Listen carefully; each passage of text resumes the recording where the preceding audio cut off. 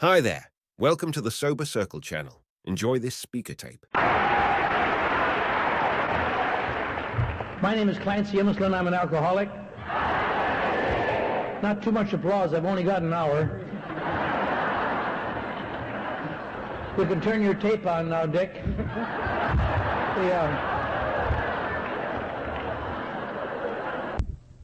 July 21st, I was walking through the streets of Saskatoon. No, those are your notes.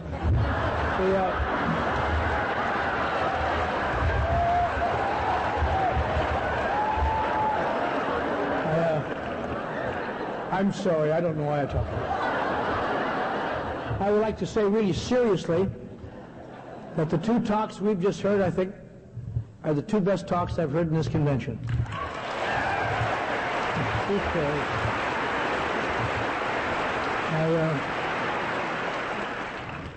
I hope the talks tomorrow morning in the Kingdom are as good as those were about Alcoholics Anonymous, because that's what we're here for. I'm very glad to be here this morning. I'm glad our Southwest trustee, Jan, is directing the meeting. Her accent has a warm and wonderful spot in my heart. When I lived in El Paso and directed a grand opera at the university there, and shortly after that I was taken to the psychiatric ward,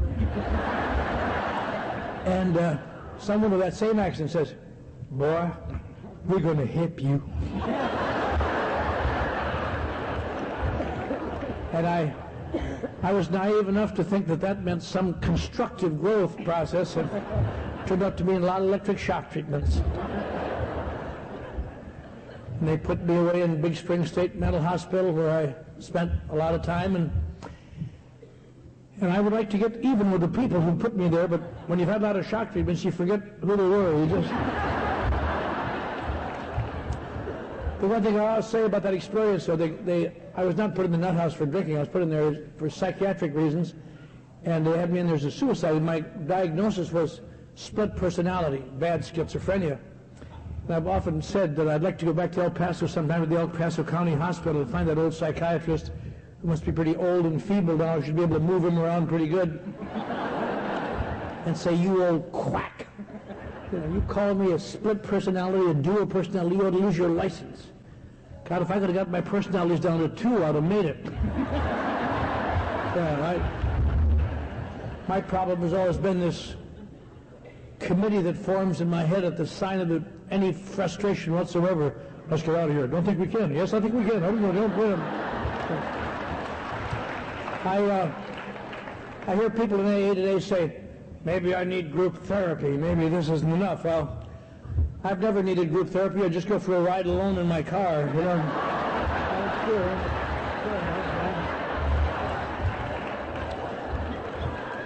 But we are here this morning to discuss what I think is probably the most, in my opinion, the most important single aspect of recovery, which is the primary purpose. Many people travel around the country, and I do a little bit, and see the traditions under a great deal of attack all over the country, all over the world where AA is.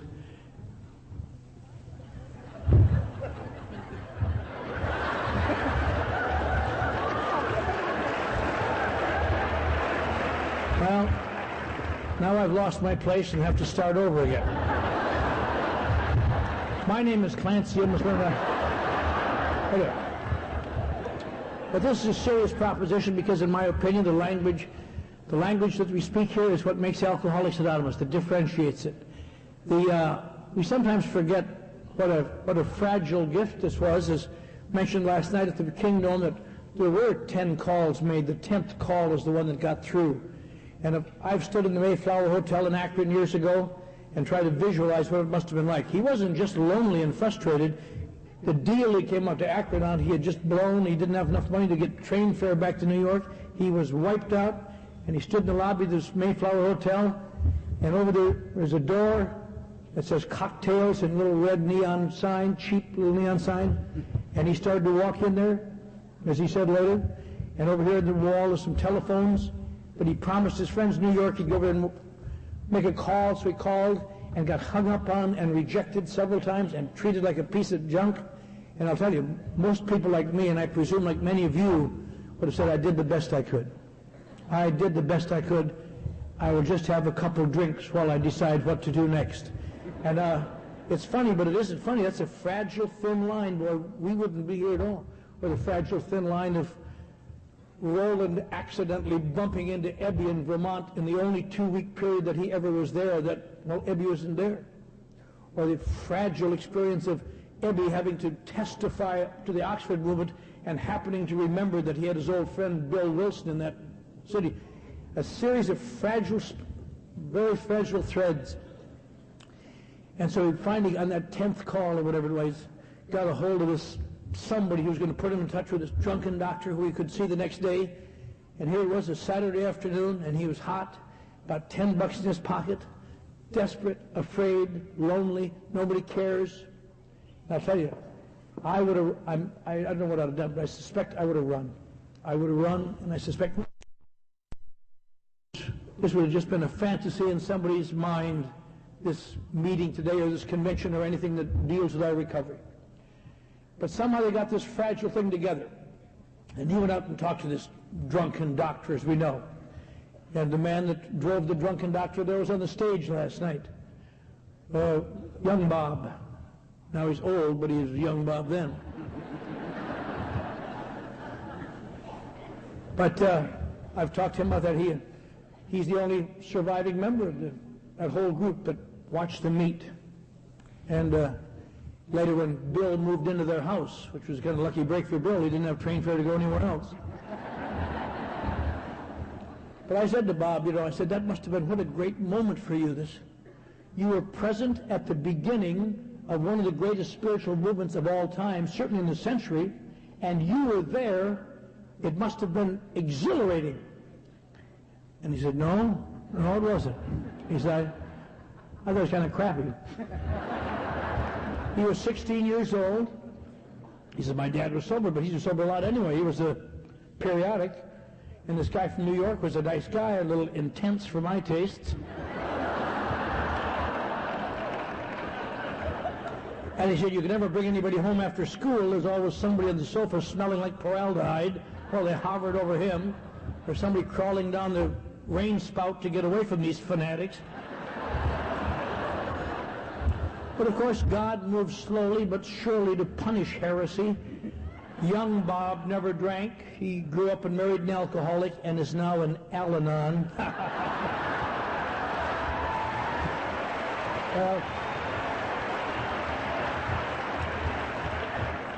I suspect God overreacted. But I was with Bob and his charming wife last Saturday night in Wichita Falls, Texas, and we laughed about this, and it's always a touching story to me. But what was the big deal? I mean, you hear about, so here's Bill Wilson and Dr. Bob stay sober a couple weeks. They sit around and discuss spiritual matters, Oxford group spirituality matters, and pretty soon Dr. Bob is drunk again on a train, and pretty soon he's sobered up again. In fact, his sponsor bought him his last drink to steady his hand so he could do the surgery he had to do that morning. I told my sponsor about that story years later, and he says, I don't think they're going to do any surgery, sweat it out.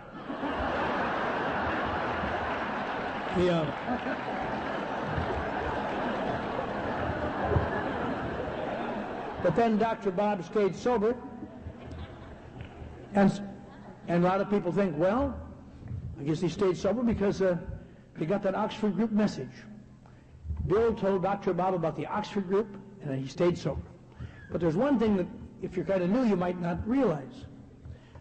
Dr. Bob was already a spiritual leader of the Oxford movement when he was drunk.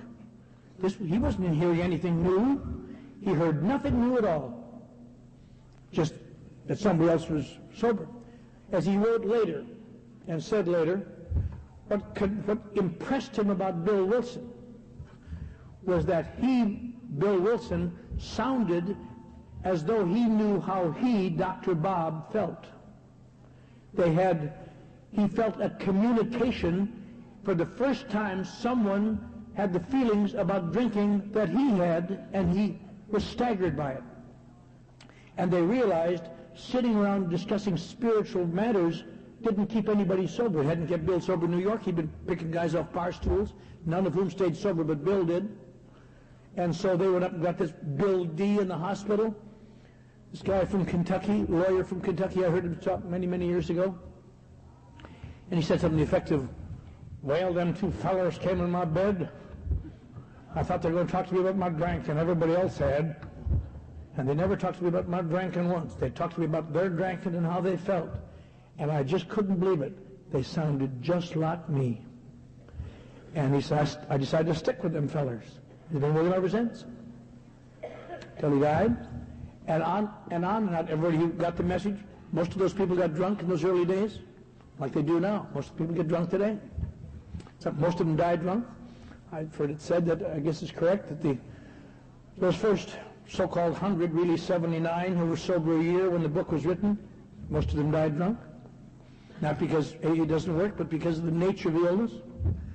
But the thing that makes AA work at all, it turns out to be, is there is something here that has never been present anywhere.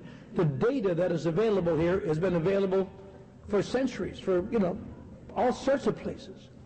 What makes Alcoholics Anonymous different, what makes it unique and special to us today, is exactly as it was on July 10th, or June 10th, rather, 1935, when Dr. Bob came off that last drunk. And I got to remember this, because this is what I've come to believe so implicitly, and I hope you at least consider it. Alcoholics Anonymous is not the book. It's a nice book, but you can own that book. I owned it for years and never got sober. I read it and still didn't get sober. It isn't meetings, it isn't people, it isn't love, it isn't understanding, it isn't spirituality. All of these things are adjuncts to Alcoholics Anonymous. These are great supportive aspects of Alcoholics Anonymous. Alcoholics Anonymous is today, as the same it was on June 10th, 1935. It is one alcoholic talking to another alcoholic to help him reduce his feelings of difference at least enough so that he will begin to take actions he does not yet believe in.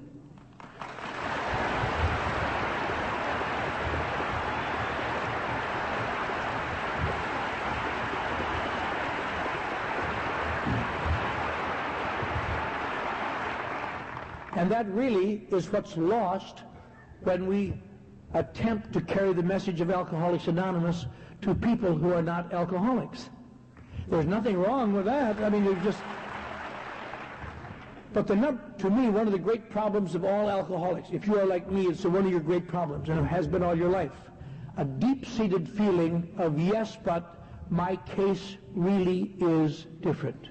It's different in AA, and it's different out of AA, and they mean well when they're trying to help me, but they don't really understand. And that's what kills people. One day, I go to work in the morning and I step over bodies dying outside my office. And you would think that I should be able to help them, but they are immersed, they are beyond help in their immersion in, yes, but my case is different. And anyone who goes out to drink knows that their case is different. Chapter 3 describes people whose case is different, because they all can prove in the last analysis, my problem really isn't alcohol. I have deep-seated feelings and emotions, and you don't understand. I know you can help me do drinking. I was in and out of AA for years, had great people try to help me, but in my mind's eye, I was able to fend off everything, because you can always prove, yes, I am sure AA works for people whose problem is drinking, but it doesn't work for people who have deep and intense problems in addition to the drinking and what brings about the drinking. And so people like me, and I presume like many of you, live in this feeling of difference.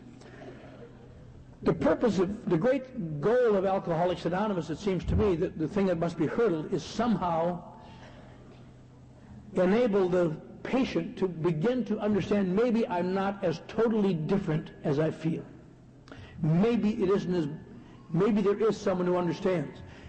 I think one of the great things of a sponsor, if you have a sponsor you can respect, that the day comes when he says, oh yes, I understand, and you believe he really does understand. Because all of my life I heard people say, yes, yes, I understand, and I thought, no you don't, not really. You think you do, you understand the story I gave you because that's what I wanted you to know, but nobody really understands because I don't understand. I just have these feelings. And when I drink, It alleviates them and it fills the holes that sobriety makes that make me unable to live. And this feeling of difference, I think, is the curse, and it'll never totally go away. If you think it's gone away, just wait till the next time you're hungry, angry, lonely, or tired, and it'll be right there again.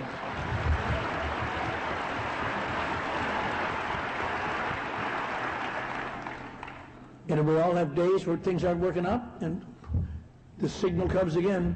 Maybe you're not. Maybe this isn't for you after all. Well, maybe you've just wasted 31 years on a false illusion.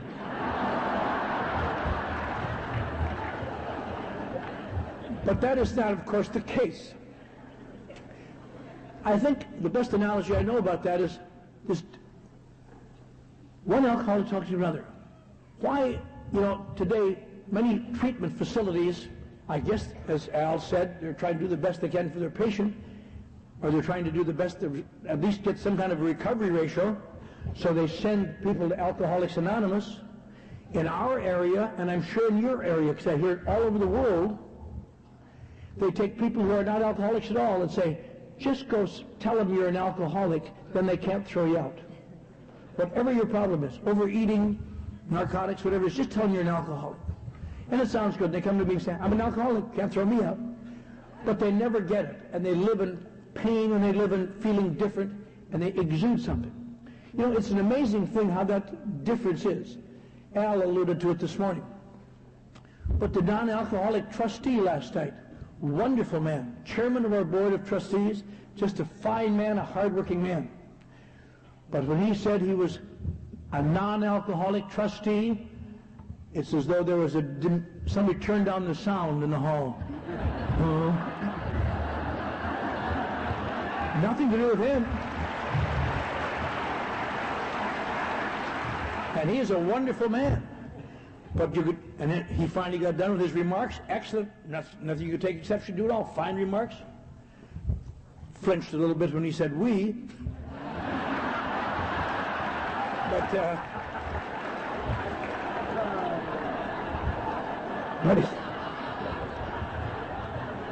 But he got done, and he said, and now I'd like to introduce Ruth B. And you could just feel the surge come back up. Because there's that identity. It's an odd thing. People like us who've spent our lives fighting against the term alcoholic get to a point where the worst put-down you can give to someone is to say, I don't even think she's alcoholic.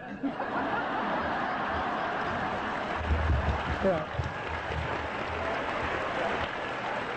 Because there's it's the language of one alcoholic talking to another. If you hear, all of the major other 12-step programs have been started by people who were in AA, who felt other people like them needed help. The guy that founded Gamblers Anonymous, member of AA. I knew him well. Married to a very distinguished, now at that time married to a woman who is now the longest sobriety of any woman in the world. And he founded GA.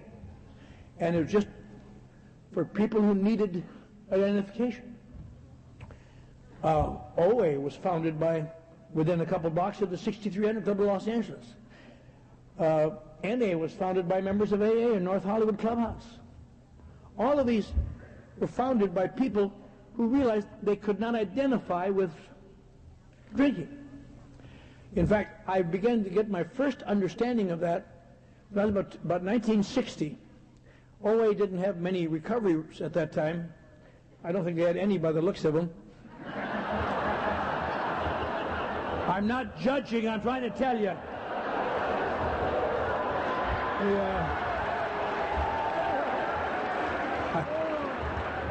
I'm glad the signer didn't see that gesture. Oh, you did.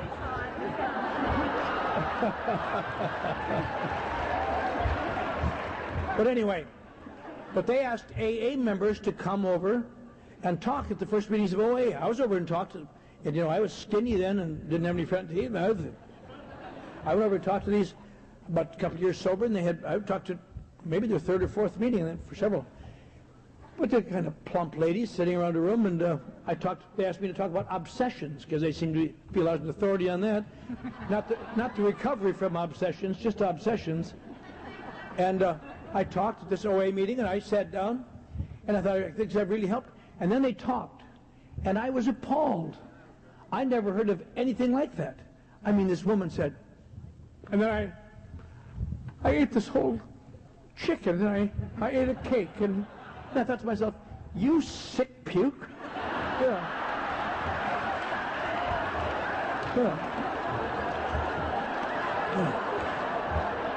And some woman said, I ate till I couldn't eat anymore, and I went and put my finger down my throat and made room for more food. And I thought, boy, you ought to be in the nut house, you know.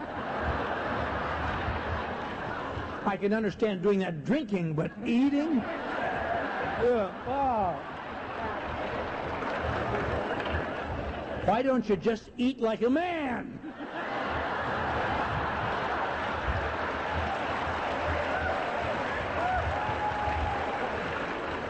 And I also talked at early GA meetings. Old guy had me come over and talk at GA meetings, and I was appalled listening to their discussion, you know. And I got back on my feet, and I went to Gardena, and I started playing low ball again. And it all went, and I thought, geez, you know, a guy like you shouldn't even gamble.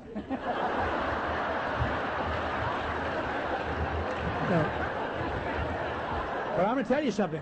I was there talking about obsessions to people that I intellectually understood their problem. But I could have sat till next Christmas, and I would never have identified with the nature of their relief, because it doesn't do that to me. That's why we have alcoholic to alcoholic.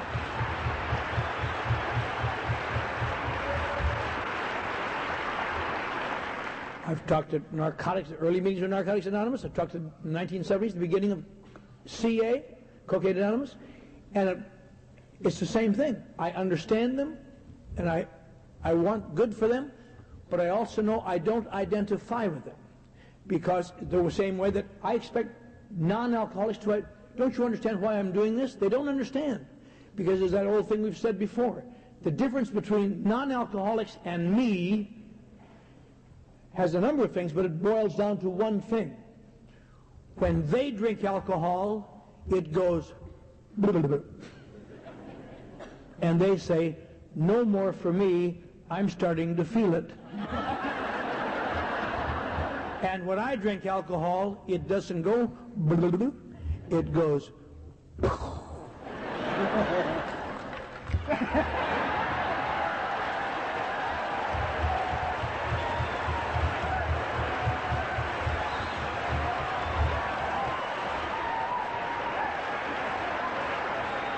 And all the discussion in the world and intellectual knowledge will never change that.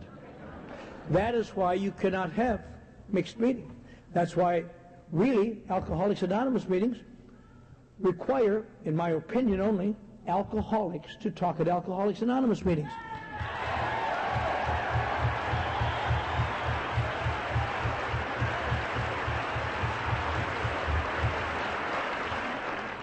I don't want to hear a doctor. I don't want to hear a clergyman. I mean, I love them. I don't want to hear an Al-Anon. I don't want to hear an Alateen. I want to hear an alcoholic talking to alcoholics, explaining what to do about it.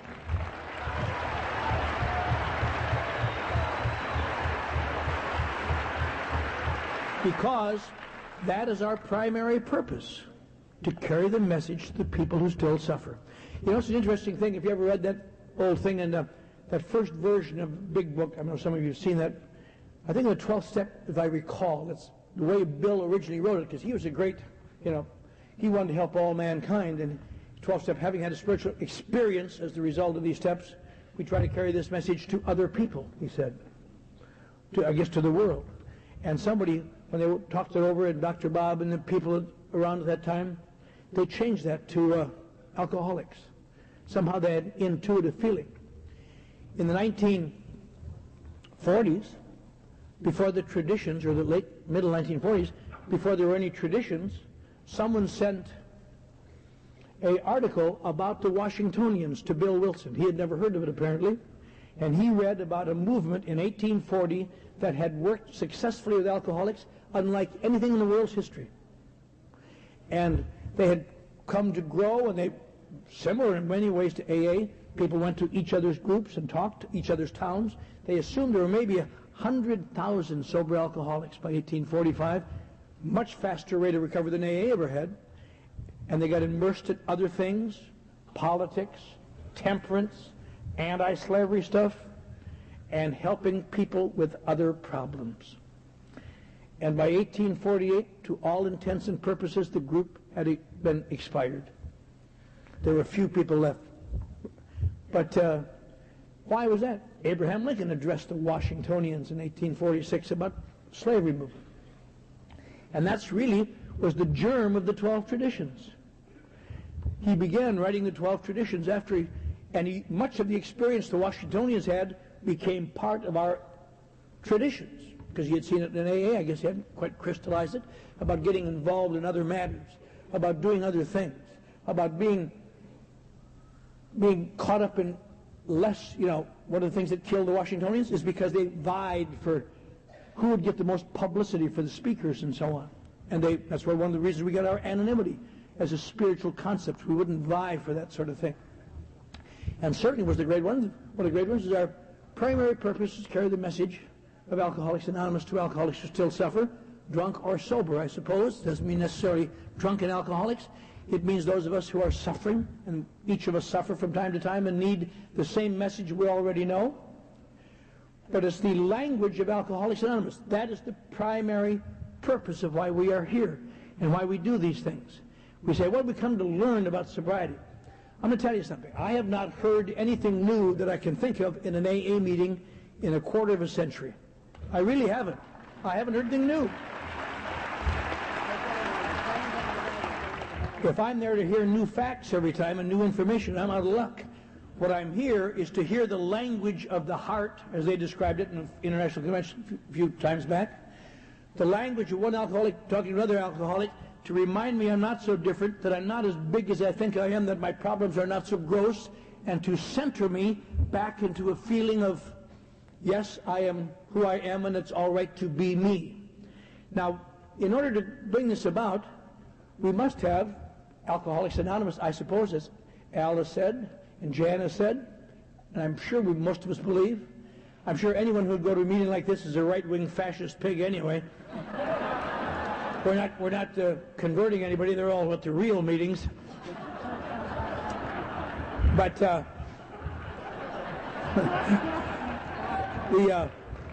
don't know why I said that. Take that off the tape, Nick.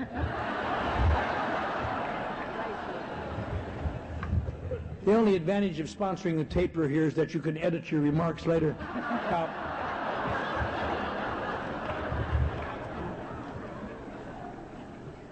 But that's what we do here. We gather together, share our experience, strength, and hope. And the primary purpose is, as it always was, to help us reduce our feelings of difference. And we will never completely reduce them, and they will always be there, and we will always face conflicts in our lives that will bring them back to varying degrees. But there's something to do about it. And that's why it is terribly, terribly dangerous, in my opinion, to have people who do not carry this message. As much as we love them or need them, I sit in meetings sometimes, places now, and I hear a guy get up and talk about narcotics for 55 minutes, and he talks about the steps, he talks about purity, but I really haven't identified with him anything. I've identified with some of the things he does, but I think about the newcomer. The newcomer does not identify with that. I would identify with that. What finally enabled me to identify with it is that a man finally convinced me that he knew how I felt, and on that basis I began to take actions I would never have taken for anybody else. And I know the language comes this way. This is the applause signal, you dummy.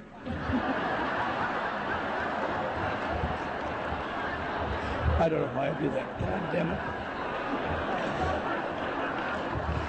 I'll tell you a good example. Why, I have 3 daughters at this convention. They're in this hall tonight. One got his first birthday about 3 weeks ago. One got her first birthday about a week ago. And one's having her first birthday in a couple days. Now, no, don't. They have done nothing worthy of your applause. That's not the point I'm making. The point I'm making is, I've sponsored a lot of people over the years. Maybe they haven't turned out well, but I've sponsored them, and I travel around a lot, and I know a lot about AA, and I'm a repository of great wisdom, I think, and I know nuances of the psyche that would stagger Dr. Jung. And I talk to my 3 daughters, and I say, boy, are they lucky they got a father who knows AA in and out. And I say, now here's what you do in this situation. And they say, we don't want to hear it, Dad. Because I'm not an AA to them, I'm their dad. And nobody listens to dads. I don't think that's right, Dad. I'm going to call my sponsor. She's got 3 years.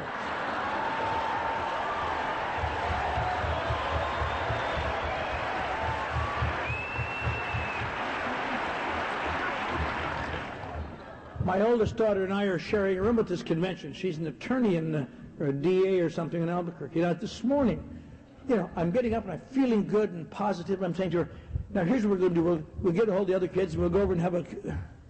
And she demurred, and I pointed out a little more strongly. She said, well, you certainly know how to ruin a morning, don't you? And I tried to explain to her, I am not just your father, I'm Clancy I from up in the sky.